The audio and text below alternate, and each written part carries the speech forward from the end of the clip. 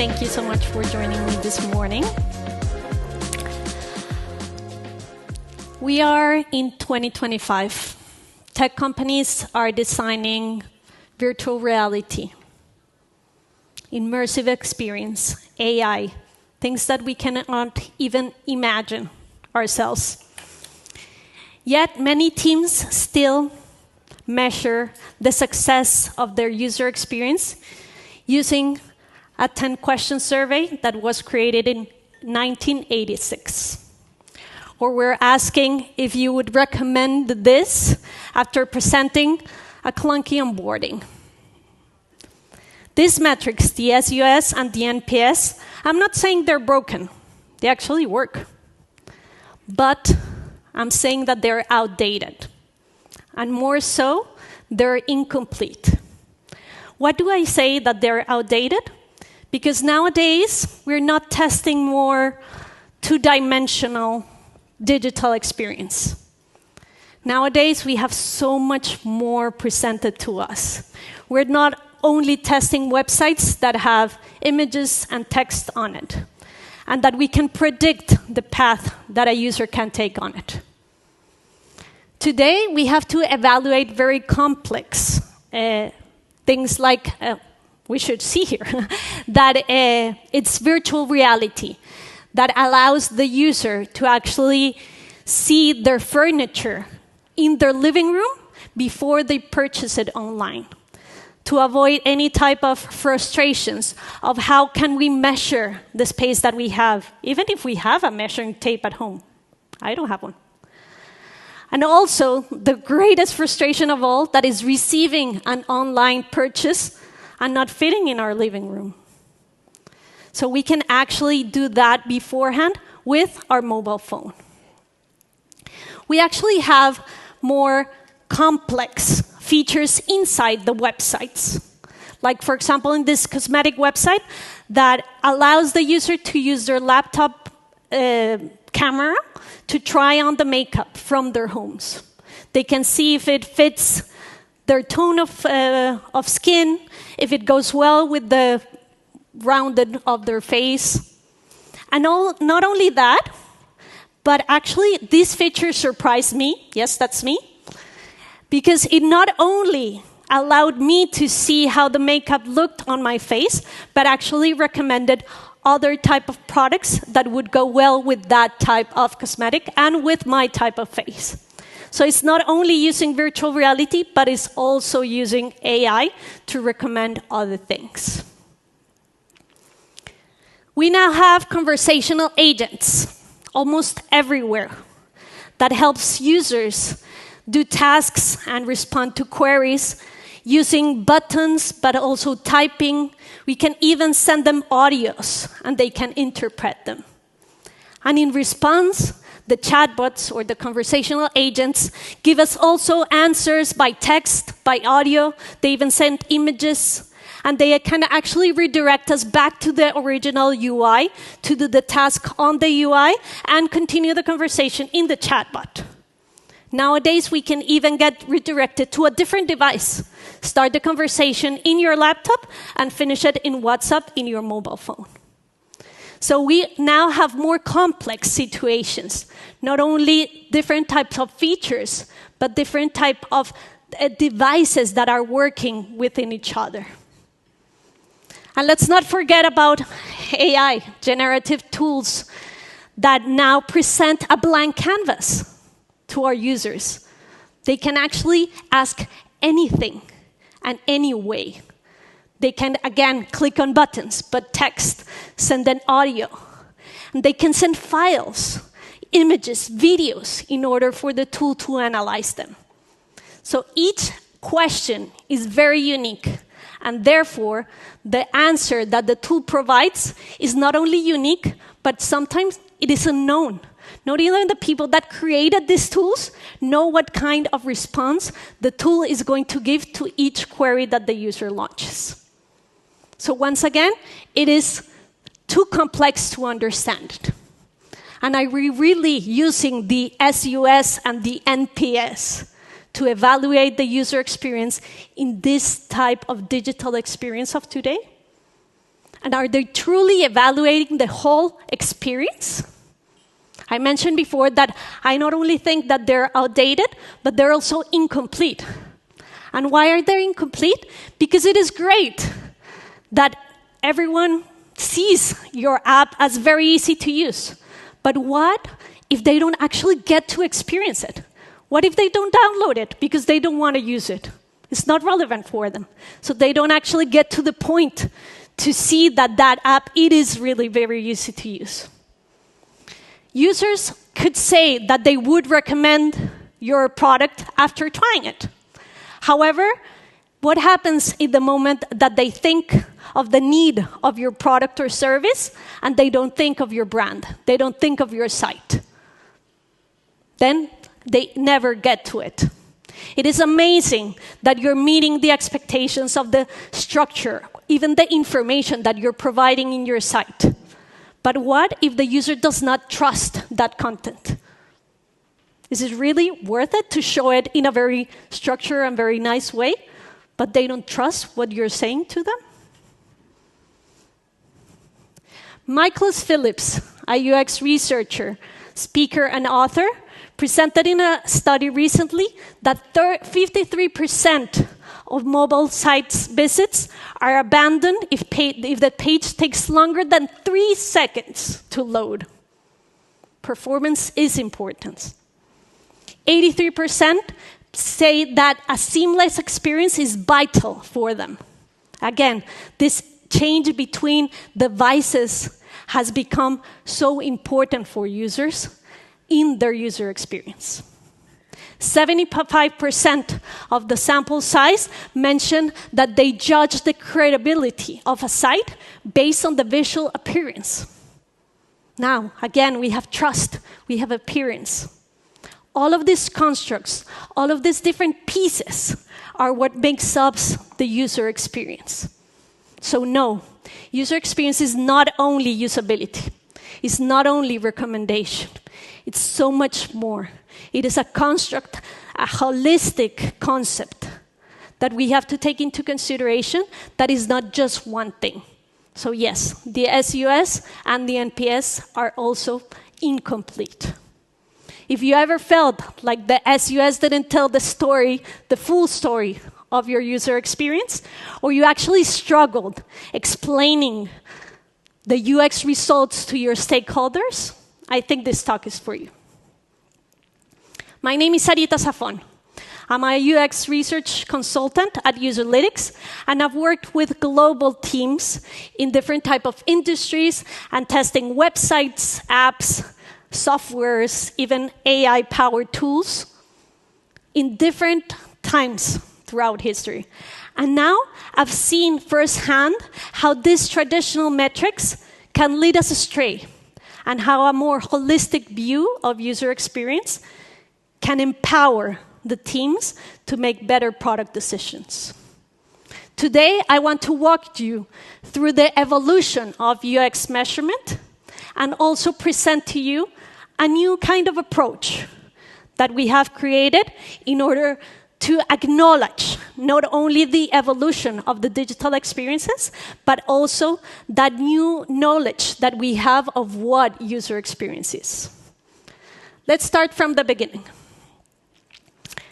Even though we could consider that UX research was born in the 1920s with Lilibeth Gilbert experiments on how we could improve the efficacy of the kitchen work, the first actually widely accepted UX metric was the SUS, created in 1986.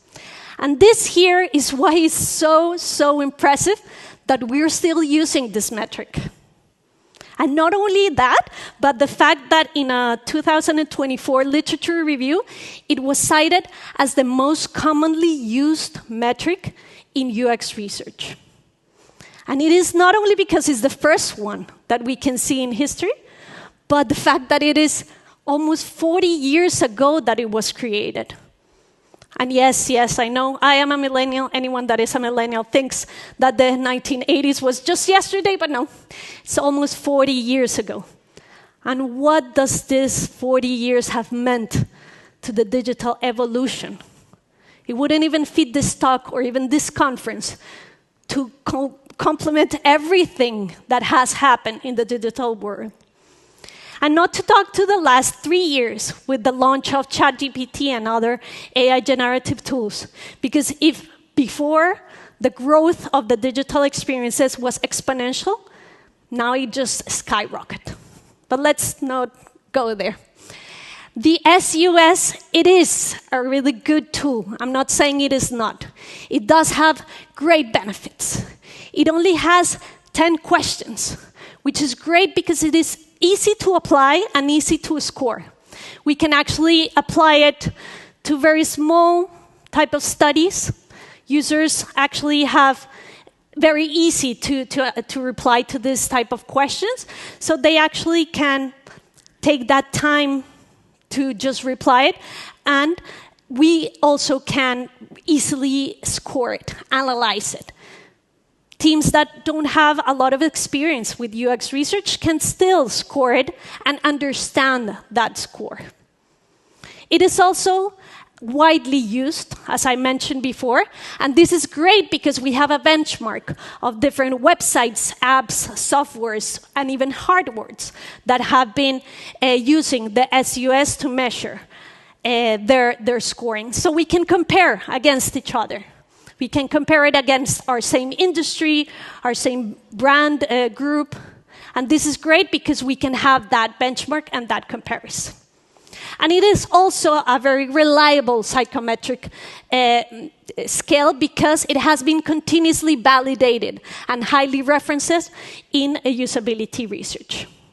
However, if we think about what I've talked before, of that development of the digital experience, the changes that we have had in the digital experience as of today, and the knowledge that we have now of what the user experience is, the SUS, it seems a little bit shorthand. Why? Well, first of all, it only measures usability. It's one of those many components that I mentioned that are important in the user experience. However, it's not the only one. We have to take into account all of that other pieces that compose, that build up the user experience. Secondly, well, it is a quantitative metric. So it gives us an analytic. An analytic tells you what, but it doesn't tell you why. So in this case, it doesn't give you that actionable insights into, okay, yes, I do have a bad usability, but why? What can I do in order to improve that usability? It's not telling you what are the actions that you can take in order to improve your score. And this lacks very much. And also, it doesn't work well for other type of UIs, like voice interfaces or even AI-powered tools. Because actually the literature has cited that the SUS items are heavily oriented to graphical interfaces. Therefore, they cannot translate well into voice interface or more dynamic systems like we've seen with the AI generative tools. So the SUS, yes, it is good. It is good to measure usability. However, if we think about measuring user experience, it's still shorthanded. Let's continue with our timeline. The new century brought us another widely metric called the Net Promoter Score, or more known as the NPS. And certainly, it has also its advantages. The best thing of all is that it only has one question. This, for UX researchers, is amazing because we struggle so much with time. We want to fit everything in one single study. We want to question everything. And having one question that we can actually even put after each task, oh, it's great. And we also struggle a lot with the time span of users that is lower and lower each time. So just for the users to answer one single question, it is great because you don't lose their attention. Another great challenge for UX researchers is the fact that we really struggle to sell what we have to tell to stakeholders, even to designers, because sometimes they don't understand it, or sometimes they just don't believe it. They don't trust it. So having a very widely known and used across different organizations, different departments as the NPS, it is great because the stakeholders know it. They know what you're talking about. So if you tell them, hey, we have an NPS of 60, they're like, oh, great. So it facilitates also these high-level business conversations, those discussions, aligning with their KPIs, which for them is great, and for us as well, because we can keep our jobs, basically. And finally, because it is also so widely used, again, we have that benefit of being able to benchmark against the industry, against competitors, and this is always great for us because it gives us that point of comparison of where we are against others. Nonetheless, Frederick Richardson from the Bain Company, who created the NPS, wasn't trying really to measure user experience. NPS was actually a search for a predictor of customer lifetime. And what is that? What does that mean? That the NPS is not actually a user experience metric. It is a business metric. And don't get me wrong, it is an important business metric because loyalty is important, even for user experience. However, it is not the basis of the user experience. It's telling us more a predictor of repurchase, which is important to the business, but for a UX researcher, it's not telling you how the user experienced, how they lived, how they perceived the interaction that they just had. So it's not really telling you what you want to hear. And related to that is the fact that when we have just one question, again, we're not digging deeper into the whys. We can see, oh yes, you have more detractors than promoters. Okay, thank you. We can track that, and that is great, having to track and see how year to year our NPS improves or doesn't, but it doesn't tell us again why. Again, we have an analytic that tells us what, but not the why. And actually, there's been researchers done to gather up those reasons why users, for example, give lower scores. And this is our third limitation with the NPS. Actually, the users that usually give lower ratings on the NPS are not related to UX. They're influenced by other biases, as previous experiences, even cultural differences or emotional states. So again, this is not as objective of a metric as we would initially thought of. The NPS is great to measure brand loyalty, but is not measuring user experience. We can say that a user loves a brand, even though they have a very frustrating experience with your product. I am not the first and will not be the last to show you the limitations that metrics like the NPS or the SUS have in this world. And this is reflected by various efforts that the industry has done towards moving beyond those traditional type of metrics. The first effort was made by Jeff Sauro from Measuring You in 2006, where they actually wanted to show the world this new understanding that the user experience is more than just usability. So they made a composite index that gather up usability, but also loyalty, appearance, and trust. Three very important things. So once again, they're acknowledging that this is a multidimensional concept and not just one. However, because it was 2006 and websites were the bomb at the moment, it was a metric that was constructed mainly to evaluate websites. So nowadays, as with the SUS, we have the limitation that this metric is exclusively to evaluate websites, and we cannot translate it to other type of UIs, like voice interfaces, chatbots, or AI-powered tools. A decade later, we have the QX score. And this score actually combines attitudinal data, such as satisfaction, but also behavioral data, such as task success and even time limits. So it is a very complete metric. It is a very complex metric. But precisely this complexity is what gives that limitation, because designers and even stakeholders have a hard time understanding it if you don't have the full concept of it. Actually, this is a study that has to be done by the consultancy group in order to understand, to analyze that information. So the problem with this is that, as I mentioned before, we do need the stakeholders, the designers, to buy in, to understand what we UX researchers are telling them. So if they don't understand the information that we're giving it, they're just going to take the results and put it in a drawer and lock it out. So we're not going to have an impact in the product's development, in the product's redesign. And worst of all, we're not going to have impact in that improvement in the user experience, which is at the end our goal.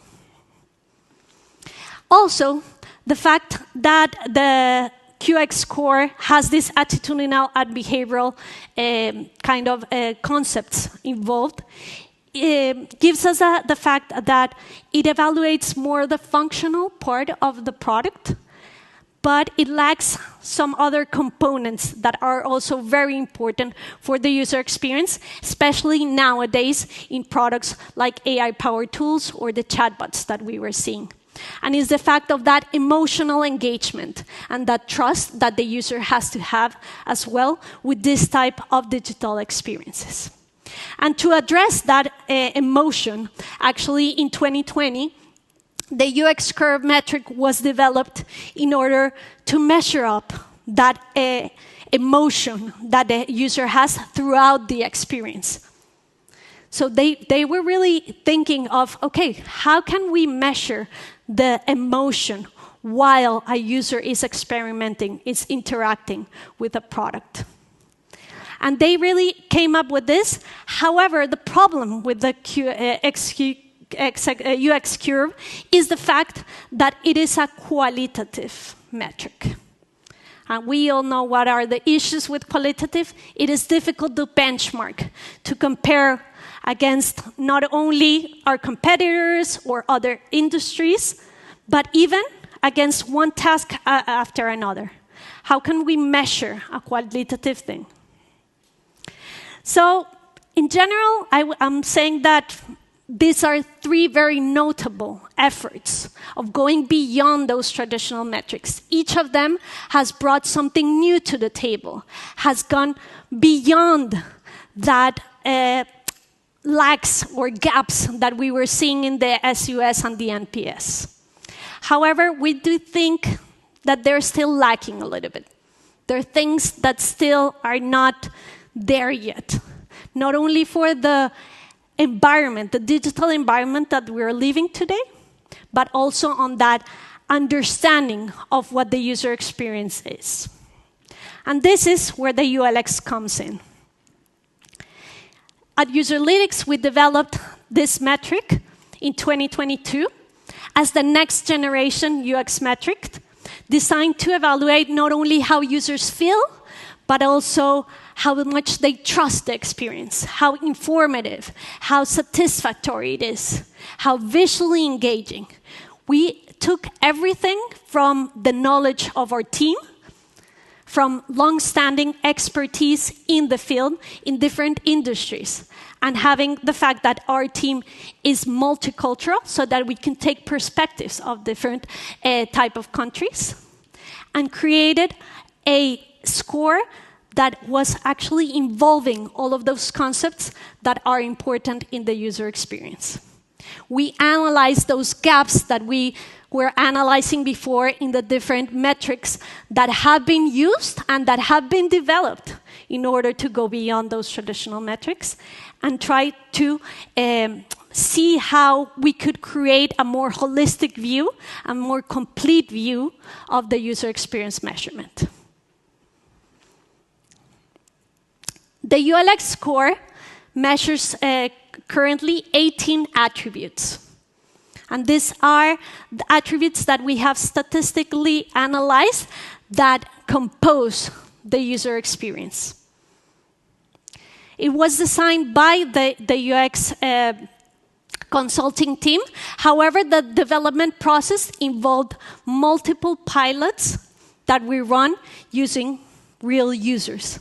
Because we wanted, with each iteration, to not only refine its structure, but also its reliability. We actually ran multiple factor analysis to see that the internal validity was good. We had actually Cronbach alphas from 0.7 to 0.9 in the different constructs. And we also ran parallel regression models in order to see how the different constructs that compose this user experience impact in each way the user experience. Because even though I am saying that we have a multiplicity of constructs that impact the user experience, they do not all impact in the same way. So it is important also to take into account that weight, that dimension of which one would impact in a different way. As a result, we had one single scoring that was very complete, that was very holistic, but also 8 unique constructs that give us also that granularity into seeing where is the user experience lacking or where the user experience is strong. So the ULX does not only delivers that one single scoring that I was mentioning, that overall ULX score, but also gives that granularity into the 8 different constructs. And it gives us a more visual understanding and very easy understanding for our stakeholders of where our brand is. But not only where our brand is, but also where are we against 2 of our main competitors. In each ULX study that is run, we run 3 different brands and compare them against each other in order to see where we are, because we could be, okay, 81 is great, but where are we with our competitors? Is 81 good if our competitors have 75 and 79? Or are we good with 81 if our competitors have 89 and 92? So it is important to have that benchmark. And also with the constructs, what we have is that we run statistical analysis so that we can see if the differences are really statistically significant. Because we can see maybe a difference between 45 and 61 in our scores. However, if the difference is not statistically significant, well, maybe our efforts should not be on that, but maybe on performance or appearance, where those differences are truly statistically significant. So I could keep talking about the theory and all of the benefits of the ULX. I could keep talking about for hours. But I am a researcher, and I prefer to show rather than to tell. And especially as I've been talking today of that importance of the evolution that the digital environment has had, and how important is for the metrics of today to actually be able to evaluate this new, more challenging and intricate digital experience. Well, I want to show you a real case of the ULX. A case where we compared 3 of the major AI generative powered tools of today, ChatGPT, DeepSeek, and Claude, in order to see how their user experience is. And this is because, as you can see here on the images, they really look alike. They seem like very similar tools between them. And not only on the outside, but on the inside. Actually, each of these companies have worked so hard of improving their models, their speed, their power, that users, each time more, they just see it as technically the same. So what is going to differentiate that I use one tool over the other? What is going to actually make me choose between one or the other? User experience. And how do we measure that? with the ULX. So in February of this year, using the Userlytics panel that has over 2.5 million users worldwide, we carried out the ULX study with 240 participants in English-speaking countries. We had the US, UK, Australia, and New Zealand, so that we also had different perspectives of the user experience in this type of tools. Each of the users carried out 3 different tasks in each of those 3 different tools. We asked them first to ask the tool to help them generate an email for a client to explain the issue with the Endivia stocks, very complex. Also, to do a creative campaign as if they were marketing and communications consultant. And finally, to ask them for tools and articles about how to create a business chatbot. And all of this is to gather up the experience, to really interact with the tool and gather that experience in order to, when they have reached the ULX questionnaire, that they can give an informed decision. They can really evaluate these tools based on a true interaction in different aspects and with different scenarios. The results were very interesting, although not very surprising. They were really, really similar.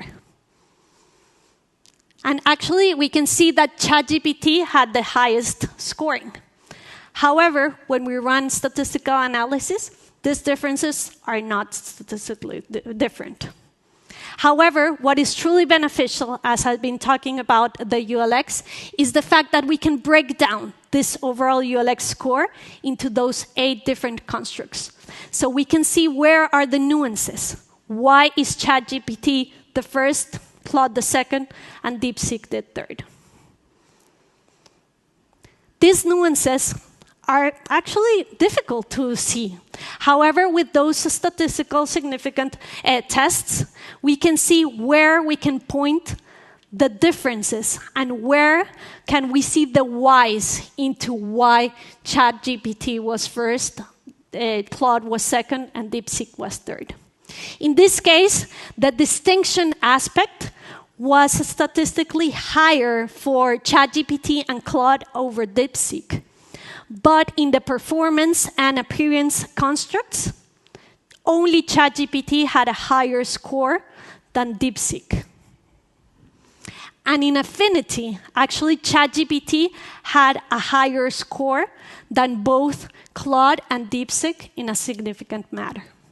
So this is why ChatGPT was a little bit higher than the other, because it differentiated in distinction, performance, affinity, and appearance, while Claude only was higher than its competitor on the distinction matter. And I've been telling you throughout the presentation how this type of quantitative metrics tell us the what, but it is also very important to tell us the why. And Userlytics tells you why. Because 10% of the sample in each of a ULX study does the study in an unmoderated session, so that they can express the reasons why they're giving their scorings, but also throughout those different tasks that they are doing in each of the tools, they can give us their perceptions, their opinions, their experience. We can see their, not only the verbal things that they say, but also their non-verbal language that tells us so much about why we are having this type of information. So we can dig deep into why, for example, the distinction construct scores were like this. We can dig deeper into analyzing those sessions and seeing not only the reasons why, but we can provide little quotes of our users explaining why maybe Claude had a better distinction aspect than, for example, DeepSeek.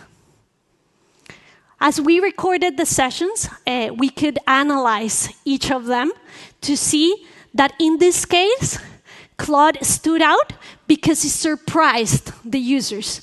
It brought a visual element that DeepSeek did not.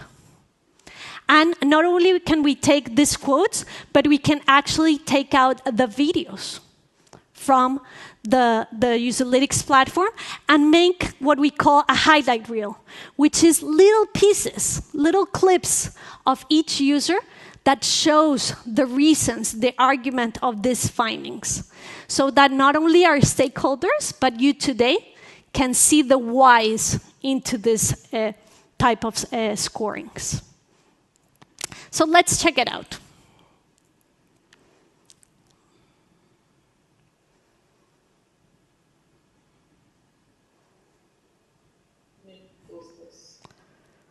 Okay, so I hope if I understand what step out from. There's a comprehensive approach to get you started. Okay, so let's go, whoa. So it's giving me an actual live visualization. Are you kidding? Oh my god, that's pretty amazing. Okay. Yeah, because I noticed DeepSeek did not give a visualization. It gives me the diagram that I can zoom in on, I can move around on.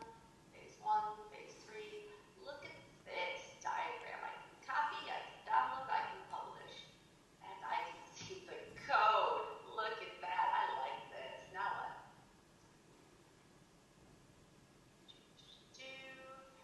To review the outcomes for the 3 previous prompts. I guess I kind of been doing that all along. I am thoroughly impressed with the ability to pull up the documents or the diagrams. As in this example, I can copy, I can download, I can publish. I'm thoroughly impressed. I can zoom in, I can zoom out. This really gives me a handle for what it looks like, what I'm creating. It's not just giving me basic information. It's really helping me do the work and automating it for me. That pleases me. I think I commented on the visuals of this. I've got a title for my conversation history that I can rename and delete. The quality of the responses was great. It was well organized. It was inclusive. I don't know. I'm all around pleased with Claude here. I think that the suggestions like, Google Sheets is pretty basic. It's something everyone's going to have experience or knowledge or at least heard of. Airtable is a little bit more specific. I think that explaining what each one of these does is just well formatted, well laid out. Really like that I could choose. Oh. Wow. I mean, this is definitely doing something the others definitely didn't do. I mean, similar format. It looks like this information is just a similar type of information that they would give, but I much, much prefer this version. This is exactly what I mean. This is so professional. This is so attractive. This is modern. This is like what I expect AI to be. So ChatGPT, it's very reliable, but I feel like it's definitely going to be overtaken by tools like DeepSeek and Claude, especially Claude. I think, Claude, like visually appealing, credible information, and more than sufficient information provided. So it's nice because it can give a prompt and it delivers the information you want in a very personable way, and in a way that's like, it's comprehensive enough that you don't have to do too much additional research afterwards. So yeah. So we can see in this video that precisely that differentiation that we're looking in websites today, in tools today, was provided by Claude. And this is why we could see that that scoring of Claude was higher in a statistical way over DeepSeek. Because nowadays, we have so many choices, even with AI generative tools that we would think that there were only a few or a handful, but we still have the choice. So tools have to differentiate themselves. They have to surprise users. They have to give unique experiences in order to be in the top of mind. So we can do this type of qualitative analysis in all of our ULX studies. And this is what gives us the advantage over other type of metrics, because it provides the why.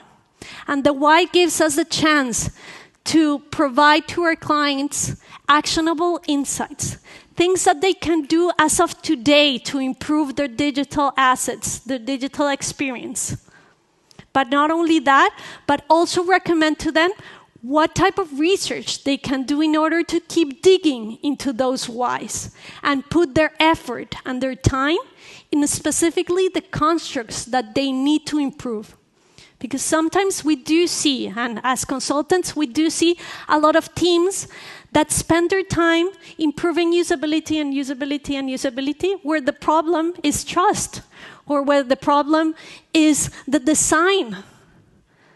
So we guide them to the spots that they have to go to. We guide them into what they really need to research on, what they really need to improve on in order to improve that user experience. And as if it wasn't enough, the ULX also allows us to segment the sample and provide our clients with the scores by groups. For example, by gender, by age range, by if their customers, if the user was a customer of their brand before or not. Or even divide the sample by the device that they were using during their experience, so that we can actually cover what we mentioned before of that seamless experience across different devices. Because maybe our website experience is amazing, but our mobile experience is not. So again, the efforts have to be put in there. And the ULX is a standardized scoring. However, every single part of the process is personal. It's customizable. Because from the moment that we start creating the study, we meet with the client in order to see what are the tasks that the user has to go in the different digital assets that they will be evaluating. We also discuss on what is the type of audience that is going to respond to the ULX. And also we discuss what are those segments that they want us to analyze in order to provide with to our clients the actual information that they need, what is going to be actually relevant and useful for them. And because it is a standardized score, we can track it over time. So what our clients does is that, for example, every year, they repeat the ULX.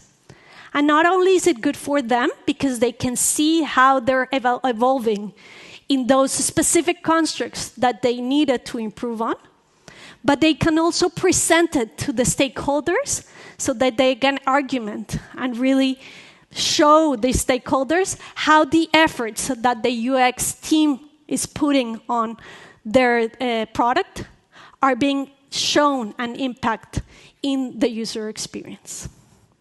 So this is why we can see that the ULX is providing a very holistic type of metric, because it's not only gathering that knowledge that we have of the holistic view that user experience is, but it also provides us with the whys, the reasons, that allows the teams to take action, both in terms of improvements at the moment, but also on research that they can do. So in general, what we can see is that the user experience is not only about usability. It's not only about recommendation, or at least not anymore. Not in 2025. As our digital experience evolves, so must the way we measure it. So it is time for us that our metrics really reflect the full story, not just fragments of it. And specifically, for us to really provide the whys into the teams, the tool the team needs in order to improve their products and especially their user experience. Thank you.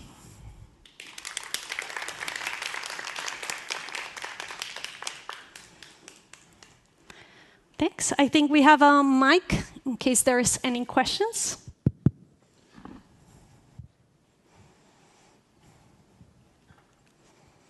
Okay, thank you for your talk. My name is Anne Joutsenvirta.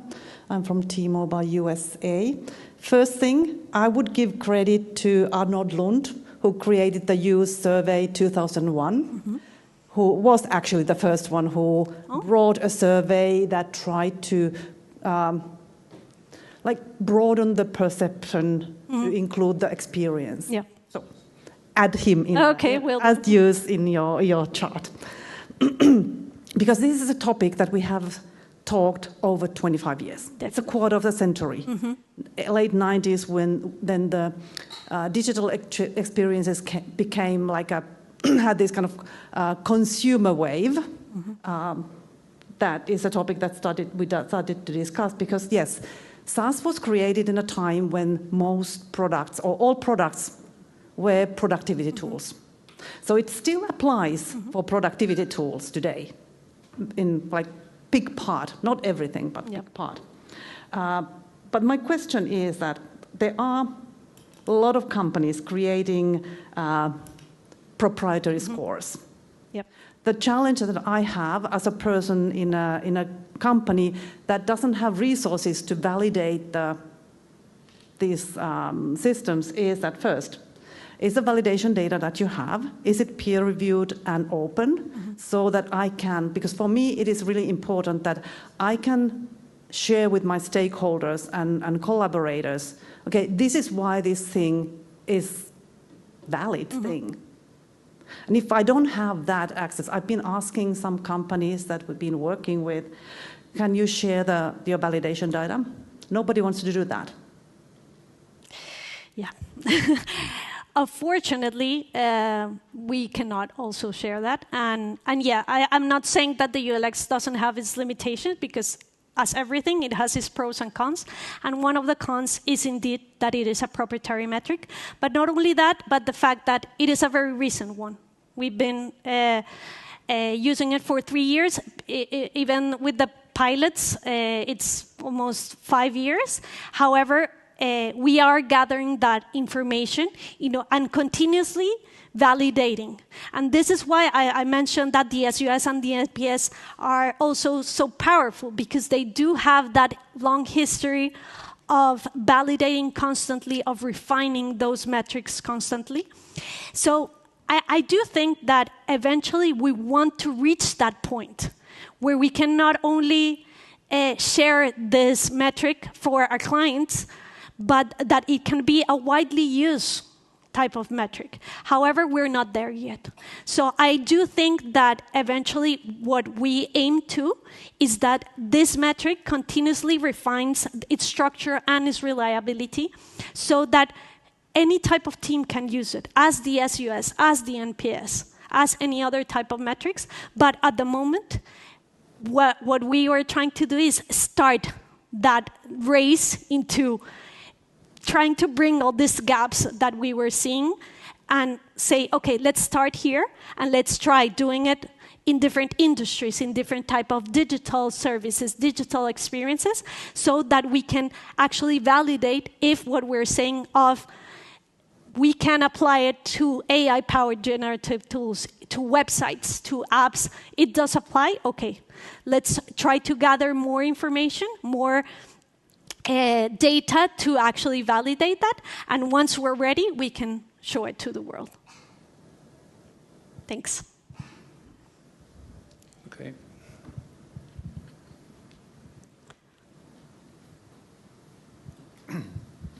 Thank you for the interesting talk. Michael from Vienna, from Erste Digital, from Banking IT.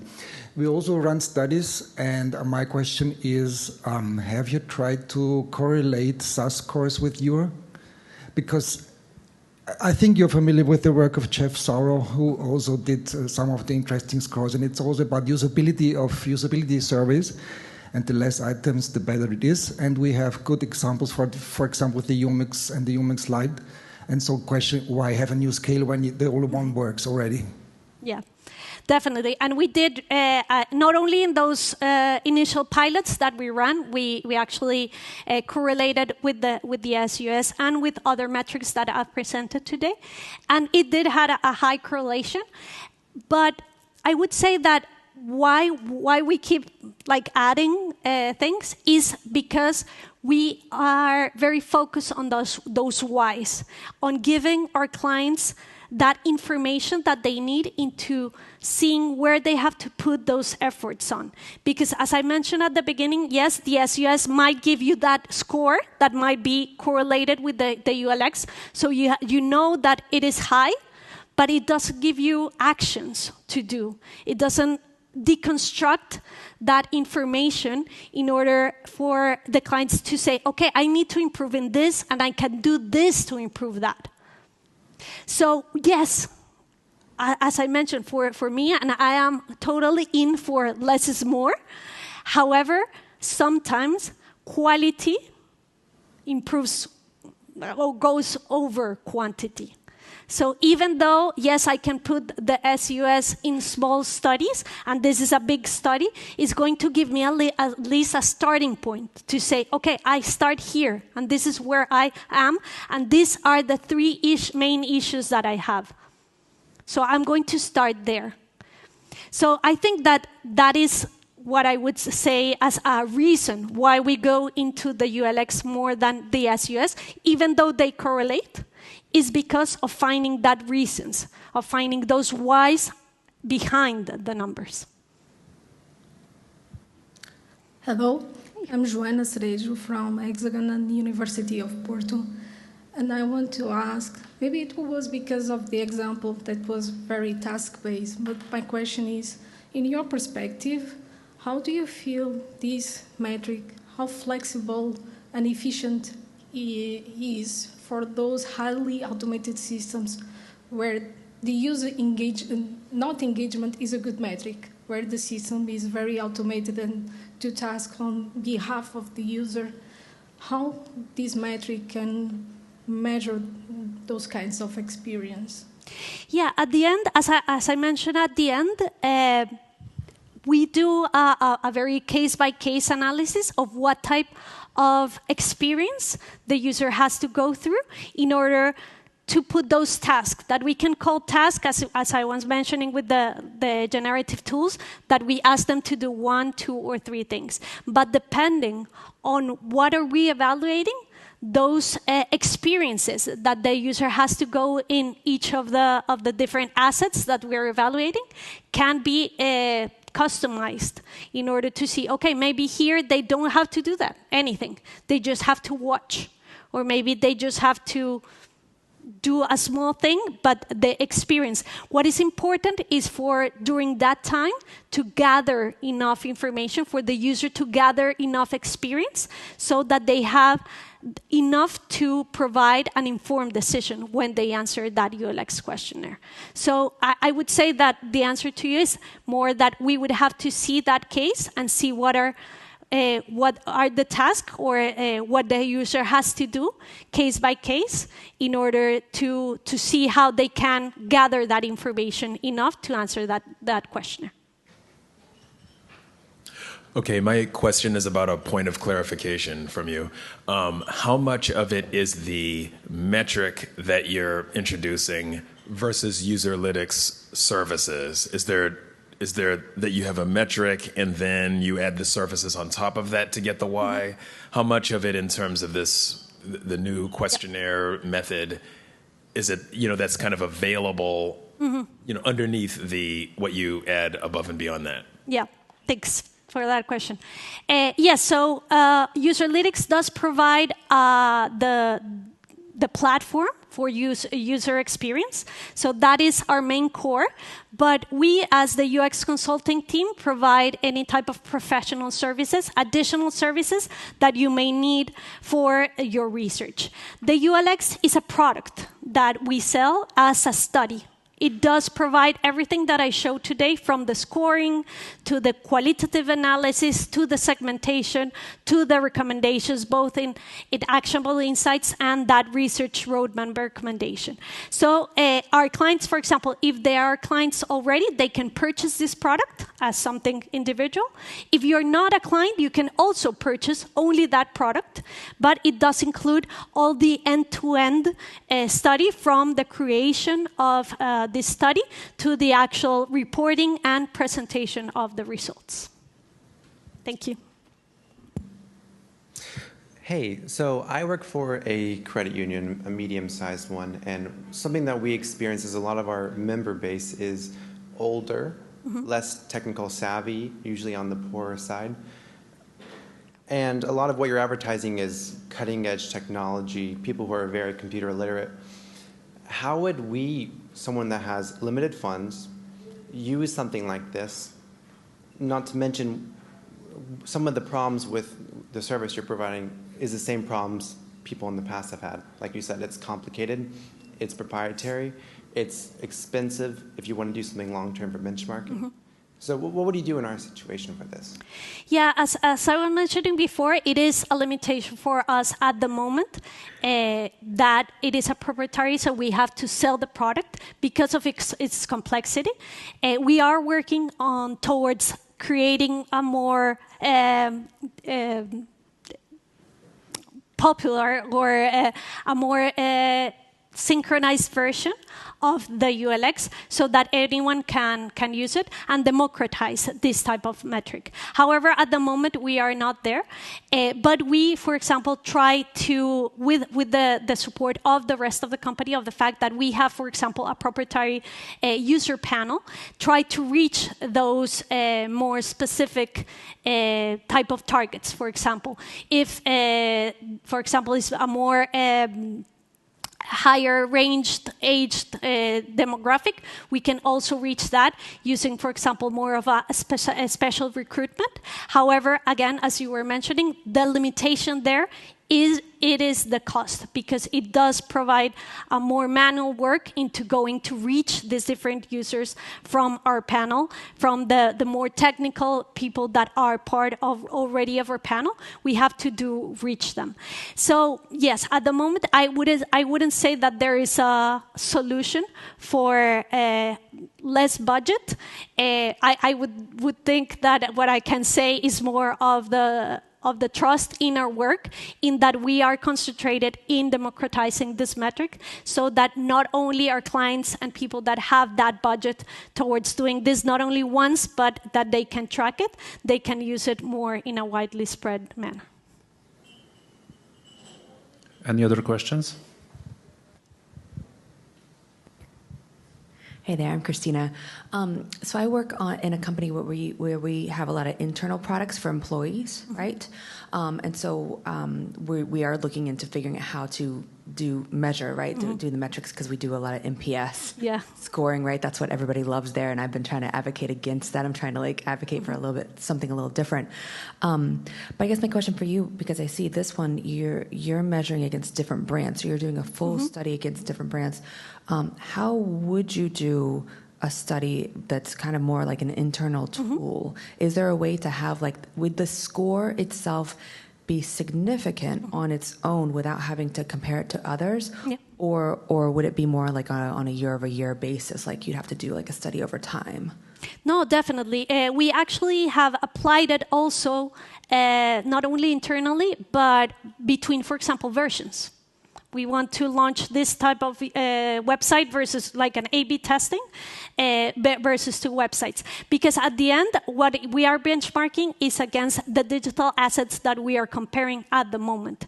So for example, as you were mentioning, we could do the task in the different softwares or in the different platforms that you would have internally in order to measure up and compare between them. So it is completely valid to do this in internal softwares.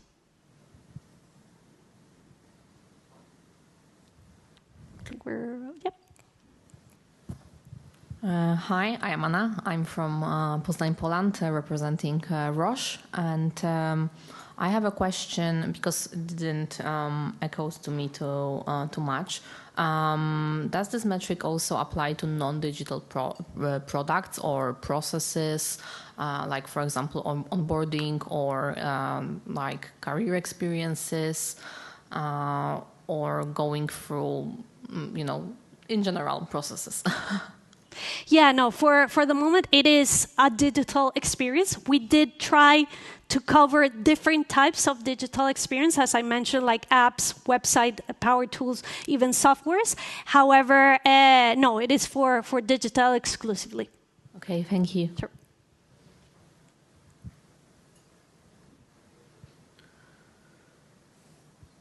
Great. Oh, we do.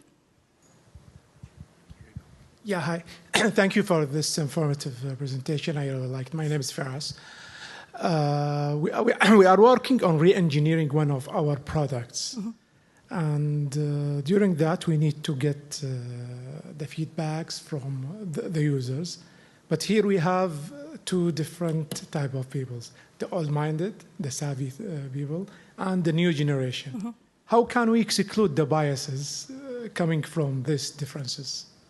Yeah, as I mentioned with the ULX, we do provide the service of segmenting the sample. So, for example, in that screener question, for example, that we would create in order to recruit the users that would complete the ULX score, we can add one question that would give us that differentiation between the profiles so that we can split up the group and get scorings from one and the other group so that we can see the differences in the scorings of one versus the other. Okay, thank you. Sure.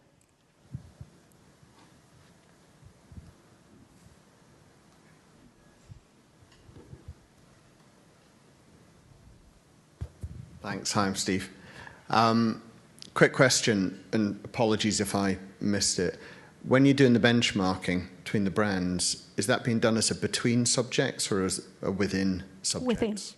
Within, yes. In each of the studies, the users run through the three different assets, and obviously we randomize the presentation to avoid any type of bias of being presented one over the other. But yes, the idea is for them to gather the experience in different ones so that they can also see the differences and have in mind those different comparisons.